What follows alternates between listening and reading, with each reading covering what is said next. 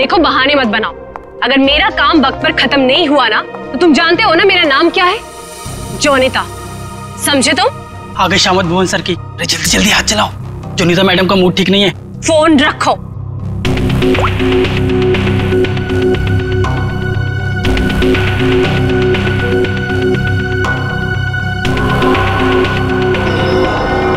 भुवन! जी madam, क्या हुआ? क्या है ये? हाँ, क्या है ये? तुम्हें अच्छी तरह से पता है कि कल सवेरे एग्जीबिशन है और हमें इस फिश की डिलीवरी करनी है, तो इस फिश का काम अभी तक पूरा क्यों नहीं हुआ? मैडम आप मुझ पे क्यों चिल्ला रही हैं? इस पे लाल रंग होना है, खूनी लाल। और वो सप्लायर वो पेंट लाकर नहीं दिया तो मैं क्या कर सकता हूँ मैडम? क्यों नहीं लेकर आया? उसे वो रंग नहीं मिला, खूनी लाल। अरे तो उससे बोलो ना कि लेकर आए वो खूनी लाल रंग। घोड़े वो मैडम आग लगाने वाली बात करता है वो। कह रहा था खूनी नहीं हुआ तो खूनी लाल रंग कहाँ से लाऊं? What? That's so strange. वो ऐसा कैसे बोल सकता है कि इस फिश में ऐसा कि होल कैसा? आप ही ने तो बोला था मैडम, कुछ मूवमेंट दिखाने के लिए उसमें कोई मोटर वोटर लगाएंगी शायद।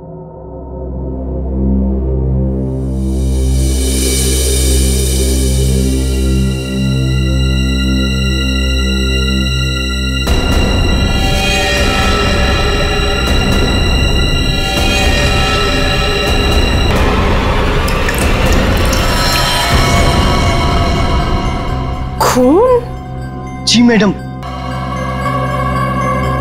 पर ये तो फिश मॉडल है, ये तो नकली है। इसमें से खून कैसे निकल?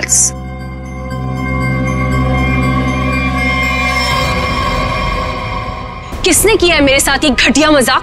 हाँ, कौन है तुम में से वो जो मुझे डराना चाहता है? जोनिता, जोनिता! रोहित, रोहित क्या हुआ? तुम इतने घबराए हुए क्यों लग रहे हो? ये देखो। ये क्या है? ये देखो, अगर रिश्ता छुआ ना हम लोग तो गए।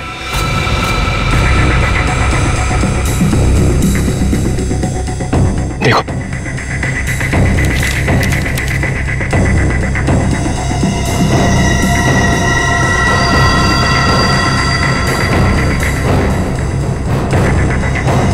अब क्या होगा जोनिता? ये कैसे हो गया? ये नहीं हो सकता। ओला ऐसे कहाँ है वो? बाहर खड़ा है। जल्दी चलो।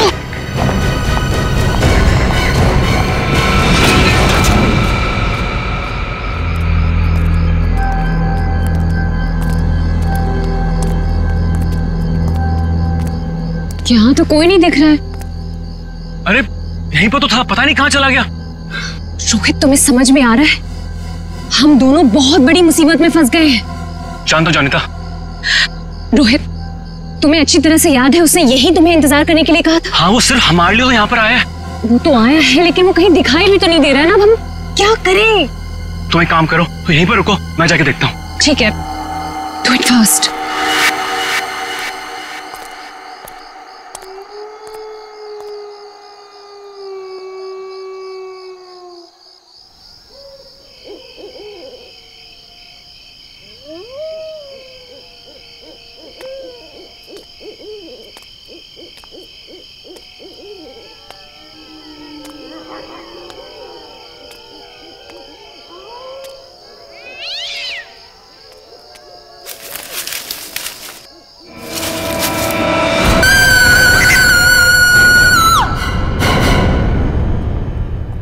मॉडल की डिलीवरी आ गई?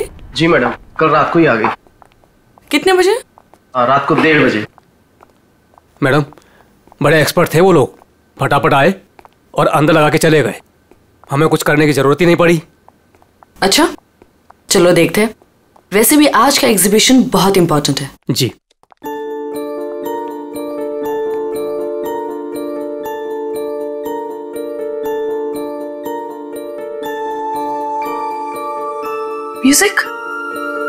म्यूजिक कहाँ से आ रही? जी मैडम, अंदर से आ रही है। सेंटर तो अभी तक खुला नहीं मैम। फिर अंदर से आवाज कैसे आ सकती है?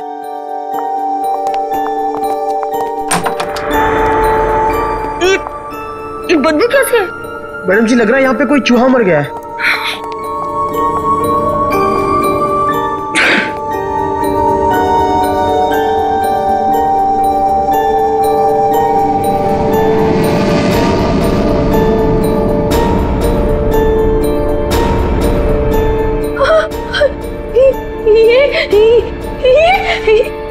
मैडम जी ये तो हड्डियां है।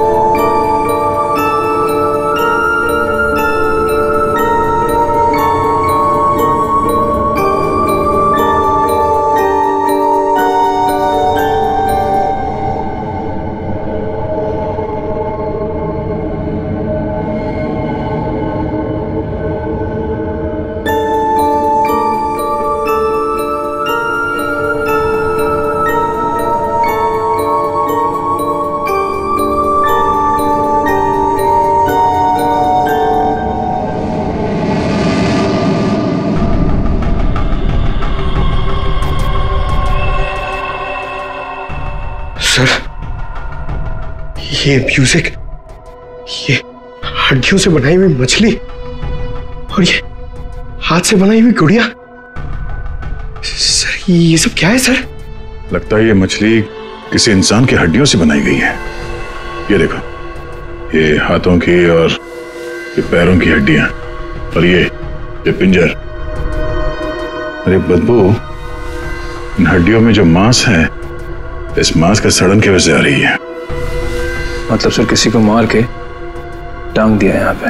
हाँ, अरे मांस अभी भी लगा हुआ है हड्डियों पर और मछली की तरह बना दिया।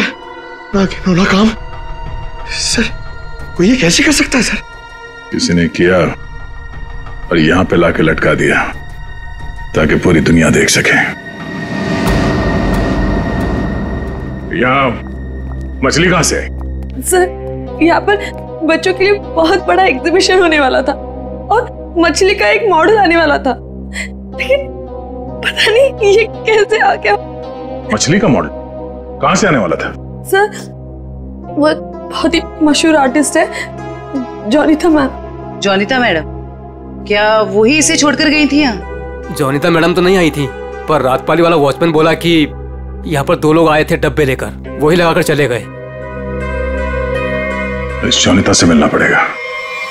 आप लोग जोनीता से नहीं मिल सकते। क्यों नहीं मिल सकते? क्यों आराम कर रही है? हड्डियां मिली हैं, हड्डियां इंसान की, और वो आपकी बीवी का आर्टवर्क है। देखिए, मेरी वाइफ ऐसा कोई काम नहीं कर सकती। वो बेचारी तो खुद घायल है अभी। जोनीता घायल है? क्यों, क्या हुआ उसे? कल रात में एक सुनसान सड़क में एक चोर ने जोनीता से 10 लाख रुपए लूट लिए जो उसने सुबह बैंक से निकाले थे, और सर उसे चोट भी पहुंचाई। अब आप ही बताइए, वो बेचारी कैसे कुछ कर सकती है? क्या बात है सर, सुनसान रास्ते पे 10 लाख रुपए लेके जा रही थी? बहुत दिलेर औरत है। मिस्टर चिमन, जोनीता के साथ जो कुछ भी हुआ उसका बेहद अफसोस है हमें, लेकिन हमारा उनसे मिलना बहुत जरूरी है। सिर्फ 3-4 सवालों के जवाब चाहिए, उसके बाद हम लोग यहाँ से चले जाएंगे। उन्हें कोई तकलीफ होने नहीं देंगे हम। लेकिन सर वो तो आराम कर रही है। खून का मामला है ये। लेकिन सर मैं आपसे कह रहा हूँ, अगर जोनीता हमारे सवालों का जवाब यहाँ पे नहीं देगी तो उसे ब्यूरो आना पड़ेगा, सोच लीजिए। ठीक है सर, आइए। नहीं, आप यहीं रुकिए, हम लोग देखते हैं।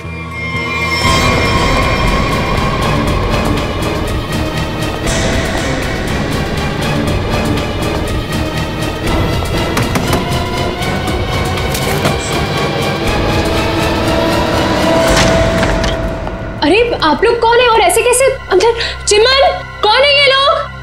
सीआईडी। सीआईडी? आप लोग इतनी जल्दी? जी हाँ, पहले ये बताइए कि आपके साथ हुआ क्या था?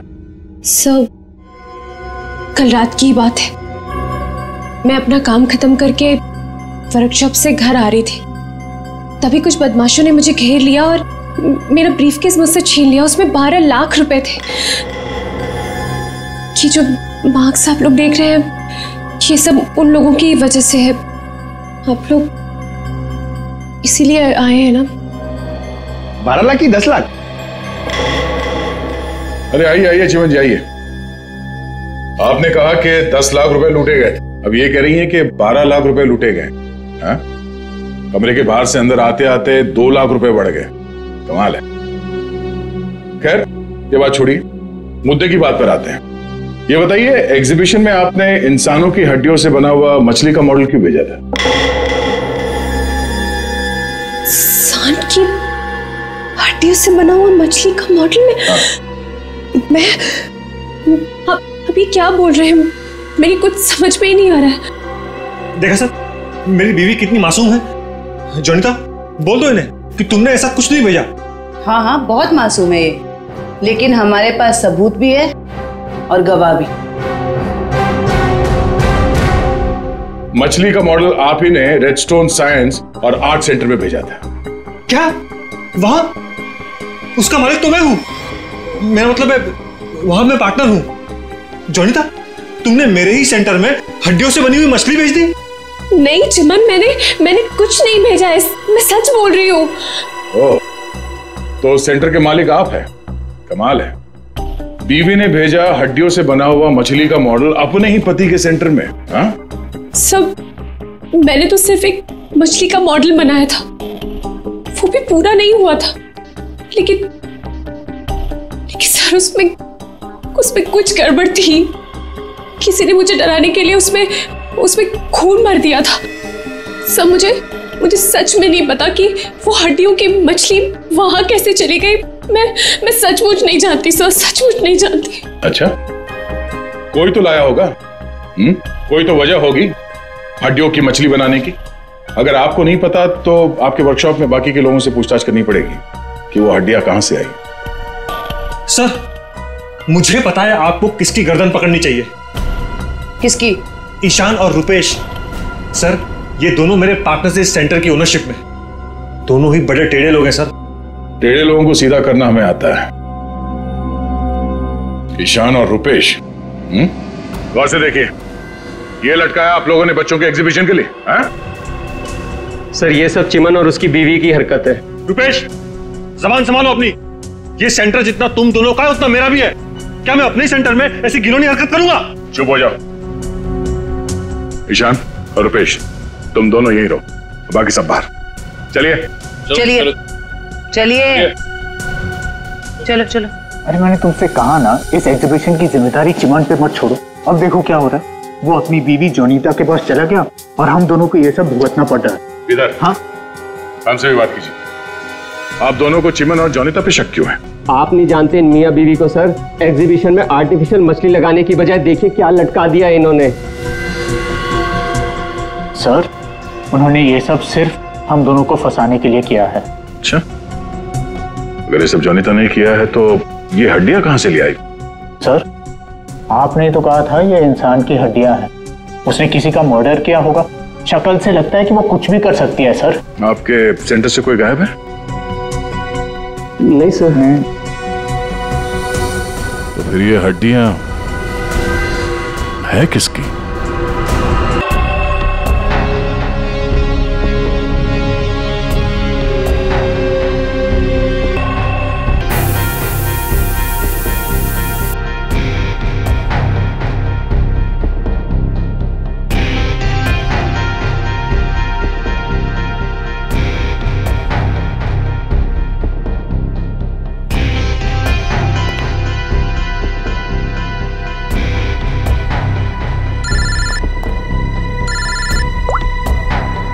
हाँ बोलो।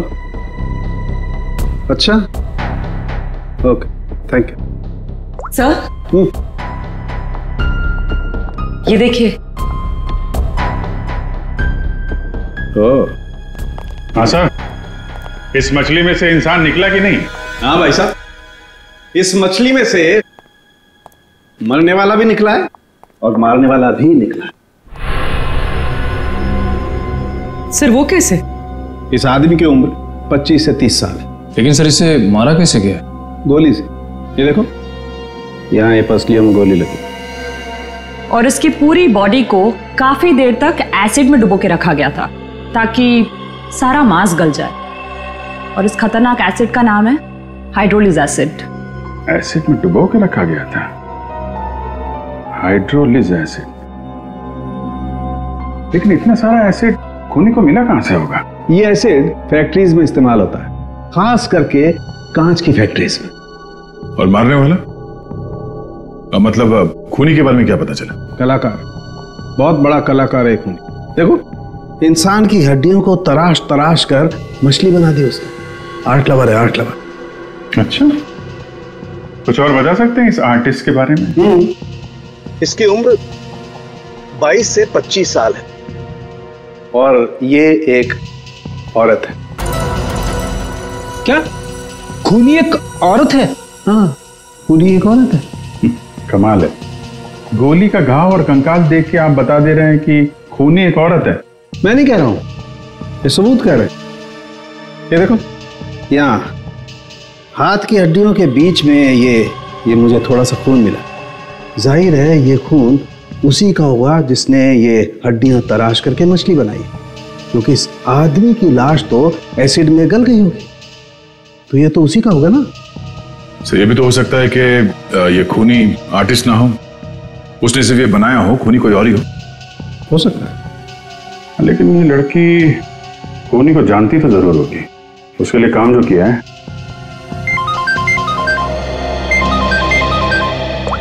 हेलो, ओके ओके, ठीक है, वो साइंस सेंटर की फुटेज आ गई है, चल के देखते हैं।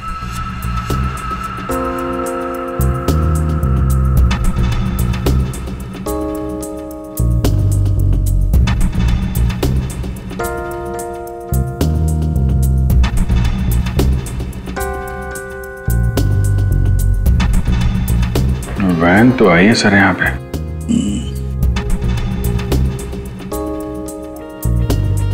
सर काफी अंधेरा है, कुछ ठीक से दिखाई नहीं दे रहा।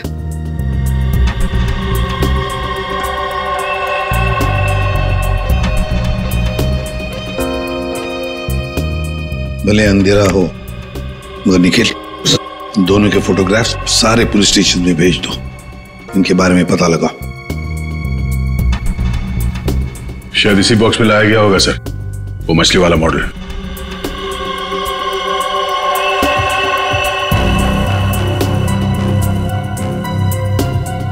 ये वैन में कुछ लिखा हुआ है, तो जूम करो इसमें।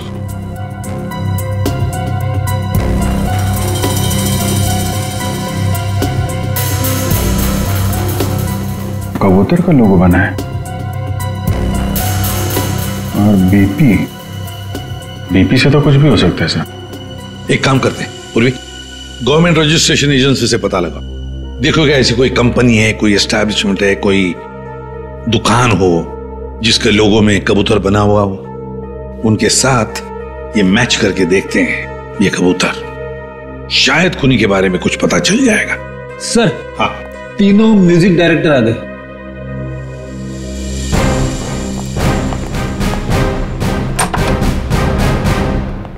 देखिए, हम आप लोगों को म्यूजिक का पीस सुनाएंगे, उसे सुनकर आपको बताना है कि आप लोग क्या जानते हैं इसके बारे में। ठीक है सर।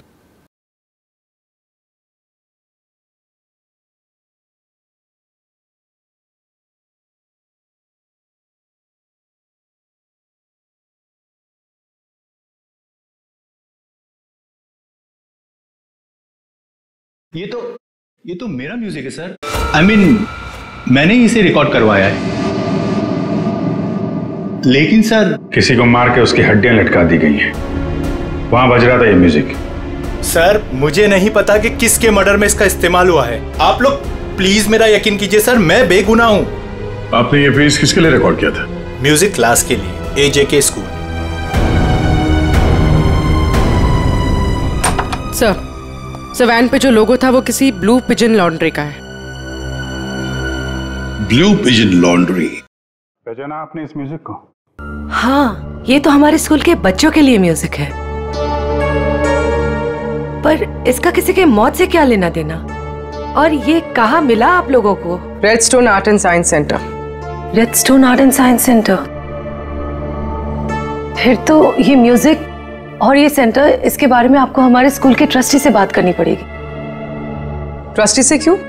क्योंकि ये म्यूजिक हमारे ट्रस्टी ने बनवाया था। और हैरानी की बात तो ये है कि वो भी इस redstone art and science centre में जाने वाले थे। जाने वाले थे? हाँ, पर पता नहीं गए भी कि नहीं। कल रात से 2-3 बार उनका फोन ट्राई कर चुकी हूँ, लग ही नहीं रहा है सर। क्या नाम क्या है उनका? मिस्टर रोहित कुमार। रोहित? कहीं ऐसा तो नहीं कि म्यूजिक गुड़िया और हड्डियों वाली मछली किसी किस्म की धमकी या कोई मैसेज हो? पूर्वी एक काम करो, एग्जीबिशन की गेस्ट लिस्ट निकालो, चेक करते हैं गुड़िया, मछली और म्यूजिक, इन तीनों से और कौन कौन जुड़ा हुआ है। शौनक, ये गुड़िया ये तुम्हारे हैंडीक्राफ्ट मिल्स में थे बनती है ना? क्यों? चिमन के साइंस आर्ट सेंटर में इंसान की हड्डियों से बनी मछली के साथ लगा हुआ था ये। कमाल है, अब डर तो गए पर हैरान नहीं हुए? नहीं नहीं सर, मैं हैरान हूं, मैं तो बहुत हैरान हूं सर। मेरा कुछ लेना देना नहीं है सर इस सबसे। मजाक किया किसी ने। मजाक बहुत हो गया, अब जरा खुल के बताइए। और मैं आपको याद दिला दूं कि आप सीआईडी ब्यूरो में हैं, यहां गूंगे भी बोलने लगते हैं। सवाल पूछने से पहले ही पसीना छूट गया हैं? अब ये बताओ, वो मछली इस चीज के साथ क्यों लटकाई गई थी? मुझे कुछ नहीं पता सर, और वैसे भी ये गुड़िया तो कोई भी खरीद सकता है।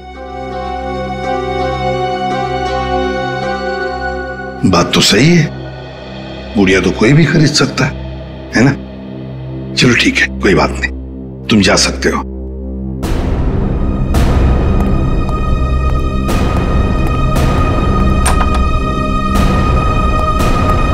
फ्रेडी, नजर रखो इस शौनक पर, बहुत बड़ा गड़बड़ है ये शौनक। सर, सर ये देखिए, रोहित के फोन की आखिरी लोकेशन कल रात को जॉनिता के वर्कशॉप पे दिखा रही है, और इसके बाद से उसका फोन बंद आ रहा है। उसके बाद रोहित का फोन बंद आ रहा है? ये जोनीता तो हमसे झूठ पे झूठ बोले जा रही है। जोनीता? क्या रोहित यहाँ आया था वर्कशॉप के अंदर और घबराया हुआ था? हाँ सर, रोहित जी ने जोनीता मैडम को एक चिट्ठी दिखाई, उसको पढ़ते ही जोनीता मैडम तो घबरा गई सर। ऐसा क्या था उस चिट्ठी में? पता नहीं सर, लेकिन दोनों की हालत खराब हो गई थी सर। उसके बाद वो दोनों भाग गए। उसके बाद जो हमने देखा सर, वो आप सोच भी नहीं सकते। क्यों? ऐसा क्या हुआ था? उनके बाहर जाने के कुछ मिनटों के बाद ही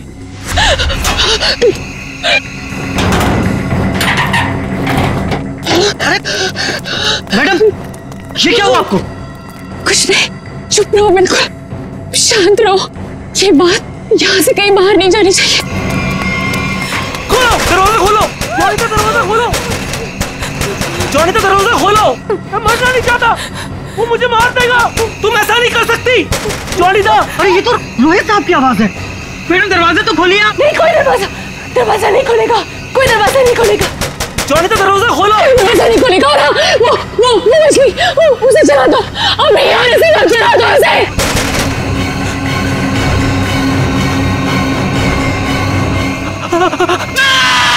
एक आदमी बाहर मर रहा था और आप में से कोई नहीं गया उसे बचाने के लिए?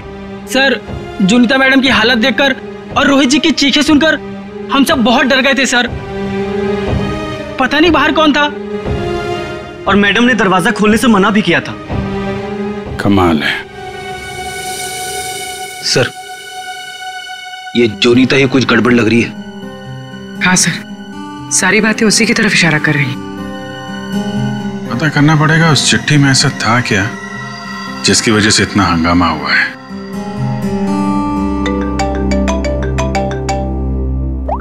हेलो? हाँ हाँ, ओके ओके ओके ओके, ठीक है ठीक है। Thank you very much. जिस वैन से वो हड्डियां सेंटर पहुंची थी ना, वो लॉन्ड्री वैन का ड्राइवर काम पे वापस आ गया है।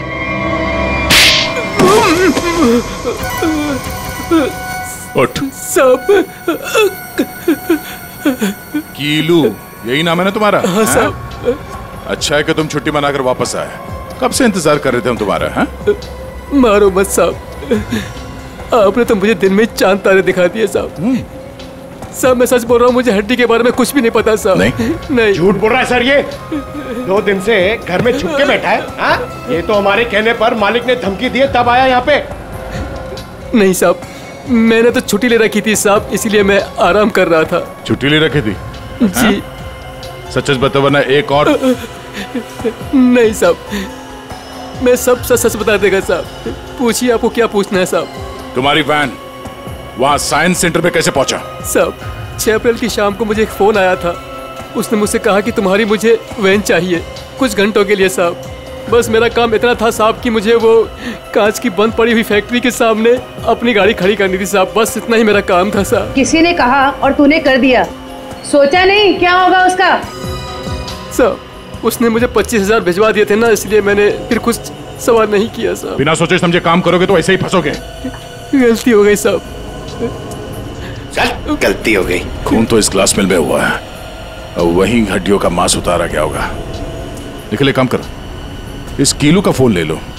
इसको फोन करने वाले के बारे में हम खुद पता लगाएंगे। तब तक इस ग्लास मिल में है क्या देखते हैं।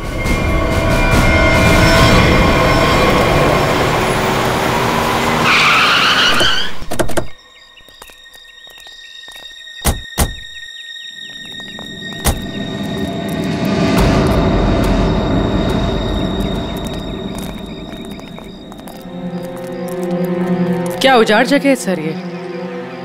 क्या सच में कीलू ने अपनी वैन यहाँ पर छोड़ी थी? कीलू के पास झूठ बोलने का ऑप्शन है नहीं। वो हमारी गिरफ्त में है और झूठ बोलने का अंजाम वो अच्छी तरह से जानता है।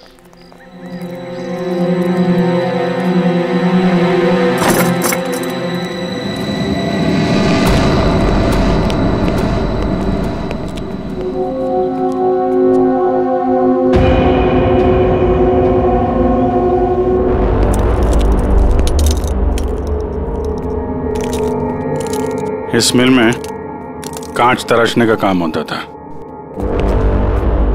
और इसकी पूरी बॉडी को काफी देर तक एसिड में डुबो के रखा गया था ताकि सारा मांस गल जाए।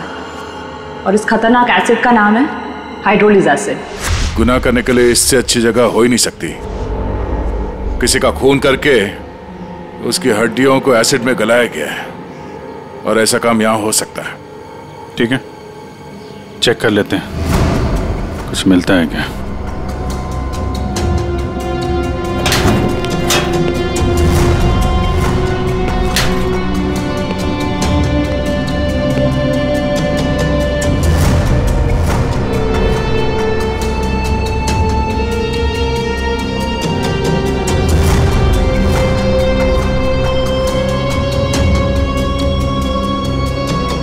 बाथटब और यहाँ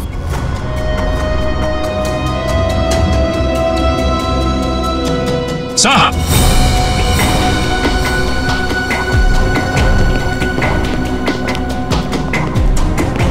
हाँ सचिन, ये देखिए सर, बाथटब के ऊपर खून लगा हुआ है। फैक्ट्री के अंदर बाथटब और बाथटब में खून। लगता है बॉडी पे एसिड डाल के इसी में गलाया गया है।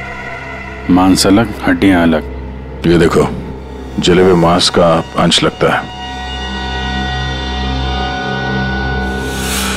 सर, यहाँ पर कुछ है। पूर्वी नहीं, हाथ मत लगा, एसिड होगा, उंगलियां जल जाएंगे। किसी और चीज से निकालना पड़ेगा। एक मिनट सर, ये कुछ है, इससे निकलेगा।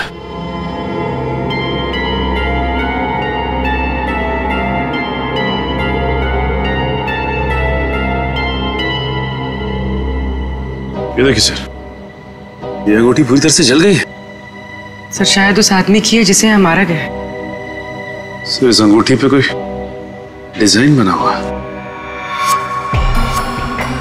आर लिखा है सर इसमें। आर? कहीं अंगूठी रोहित की तो नहीं? वो स्कूल के ट्रस्टी की हो सकते हैं। रोहित की बचपन की फ्रेंड जोनीता, वही बताएगी किसकी अंगूठी है। आपका कहने का मतलब क्या है कि मैं खूनी हूँ? अब ऐसे ही समझ लीजिए। जोनीता जी, अगर खूनी आप नहीं है तो कौन है, आप ही बताइए। देखिए वो सब मैं नहीं जानती, लेकिन मैं सिर्फ इतना जानती हूँ कि मैंने कोई गुनाह नहीं किया है।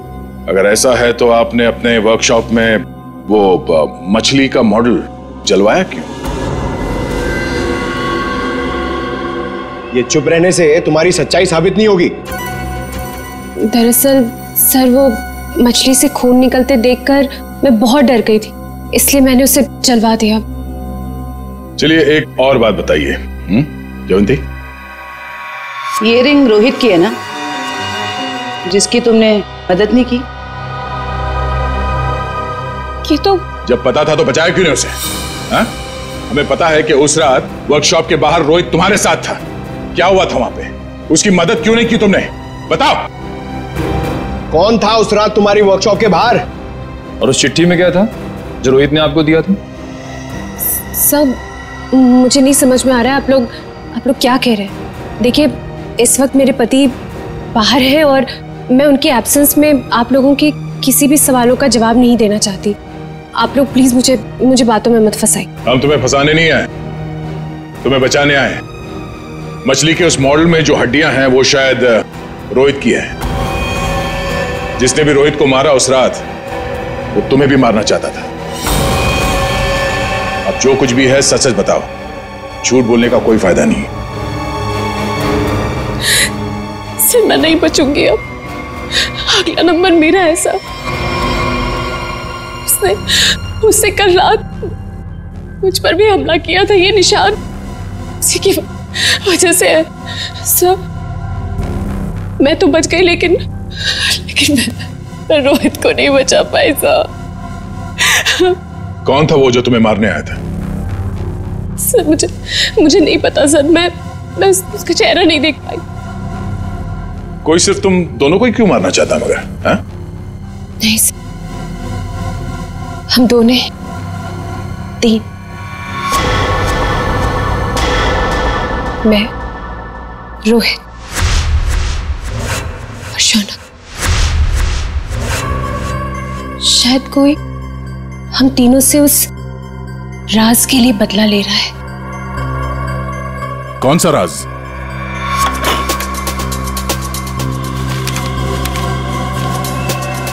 ये मछली तुझे बचा नहीं पाएगी।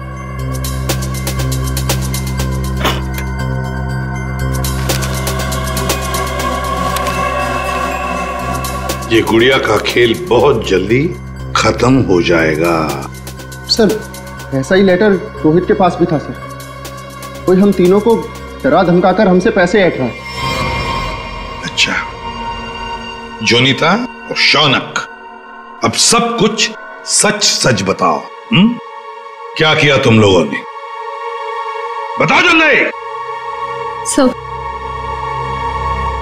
सब 2006 में मैंने, शौनक ने और रोहित ने मिलकर एक छोटी सी कंपनी बनाई जिसमें हम बिजनेस पार्टनर्स थे।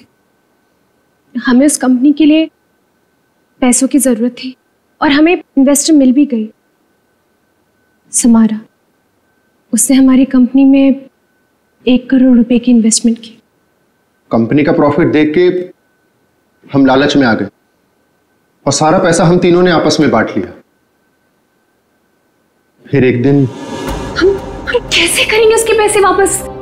रिलैक्स गाइस, हम लोग कंपनी को घाटे में शो कर देंगे। पेपर से मैं दिखा दूंगा कि घाटा हो गया। प्रॉब्लम क्या?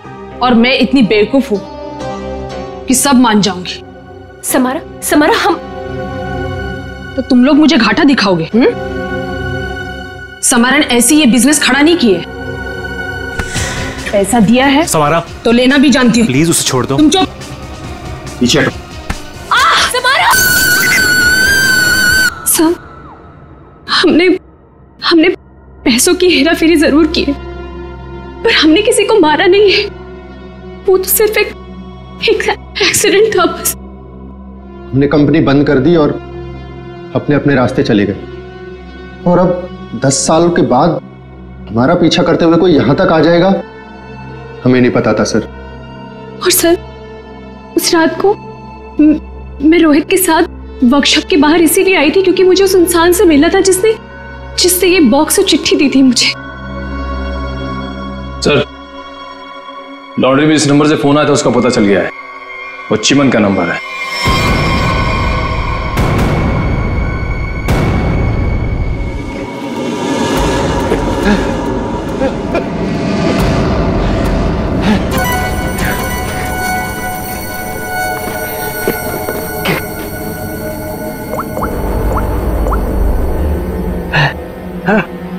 अरे कहाँ हो तुम? फंस जाऊंगा मैं, जल्दी आओ। अच्छा कहो।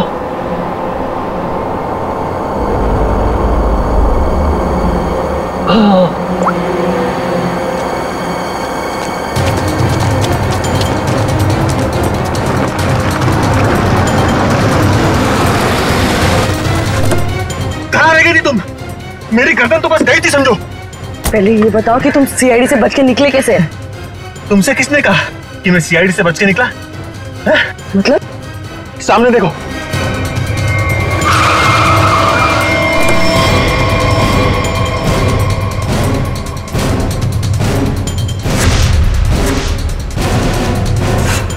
सीआईडी यहाँ पर कैसे?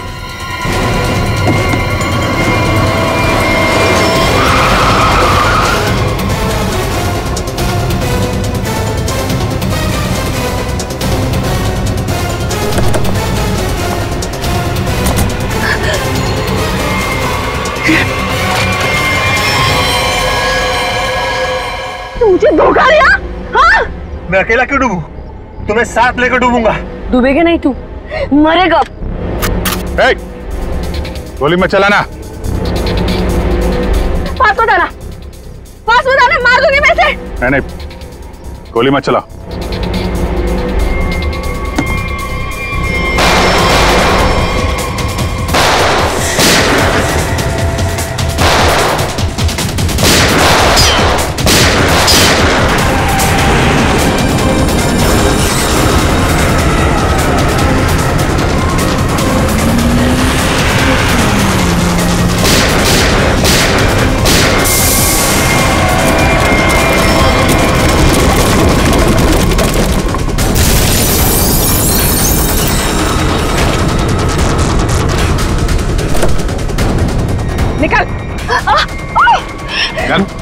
सर मैं बेगुनाह हूं सर, मैंने कुछ नहीं किया। मैं तो मालविका के प्यार में बहक गया था सर। बड़े बड़े बहके लोगों को हमारी जेल ठीक कर देती है, तो बाकी का जेल में बहक लेना। बेवकूफ है, कुछ भी ढंग से छुपा नहीं पाया और सीआईडी से मिल गया, इडियट। हाँ, इसके पास हमने ऑप्शन नहीं छोड़ा था।